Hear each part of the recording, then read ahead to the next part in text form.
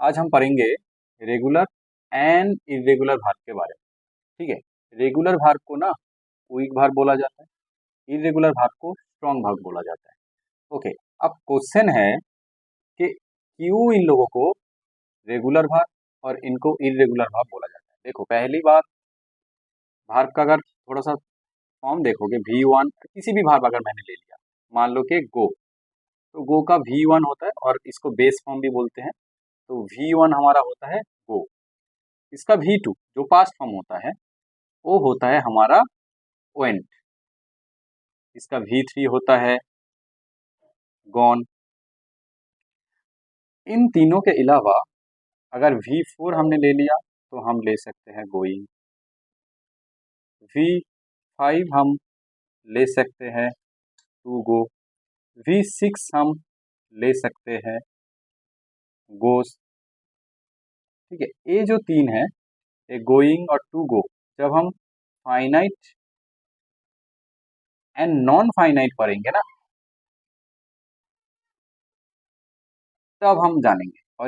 और एक गोज जो है ना, गोज हम जब टेंस पढ़ेंगे, टेंस, तब जानेंगे कि गोज का यूज कहाँ होता है। तो मोटा मोटी इतना सारा फॉर्म होता है। आज हमारा जो एक्सरसाइज है वो इसके बारे में है। ठीक है, V2, तो इसको अगर हमने आइडेंटिफाई कर लिया तो हम बोल सकते हैं कौन सा इरेगुलर है और कौन सा रेगुलर है। कैसे, देखो, अगर किसी भी भाग का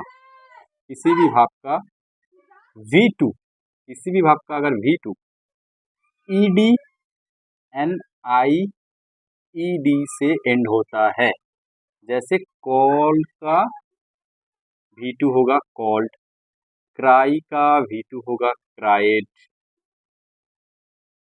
तो किसी भी भाग का अगर V2 एंडिंग, इसका V3 भी वैसे कॉल ही होगा, क्राइड ही होगा, लेकिन किसी भी भाग का अगर V2 एंडिंग ED IED से होगा तो वो भाग हमारा क्या हो जाएगा, रेगुलर भाग।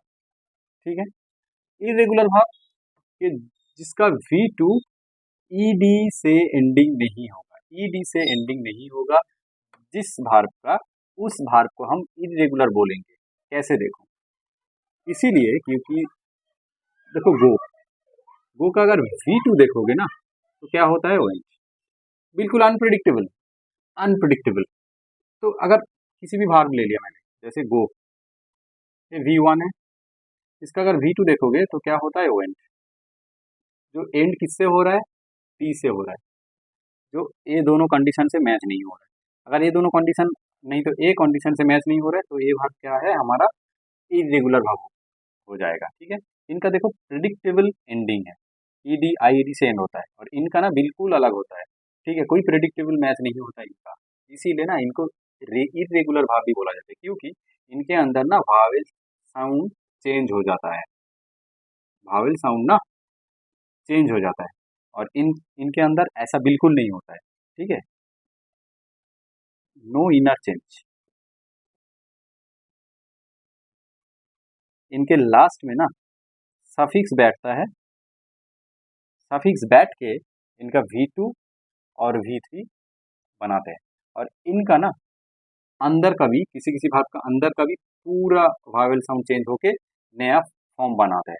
ठीक है, तो इसीलिए ना जिस भी किसी का भाव है, अगर उसका V2 एंडिंग ED से नहीं हो रहा है तो वो हो जाएगा इरेगुलर। अगर किसी भी भाग का V2 एंडिंग ED और IED से होता है, जैसे कॉल से कॉल्ड, क्राई से क्राइड, जैसे हमारा और भी अगर हमने भाग लिया कि पास, पास से पास्ट, ऐसे बहुत सारा होता है। ठीक है, तो इस सब भाग जो ED से एंड होता है, नहीं तो IED से एंड होता है, इस सब भाग को हम क्या बोलेंगे, रेगुलर भाग बोलेंगे। ठीक है, और इरेगुलर भाग किसको बोलेंगे, कि जिसका V2 एंडिंग ED से नहीं होता है, उस तरह के जो भाग है उनको हम क्या बोलेंगे, इरेगुलर भाग बोलेंगे। ठीक है, इरेगुलर भाग का ना और भी बहुत सारा डिटेल्स होता है।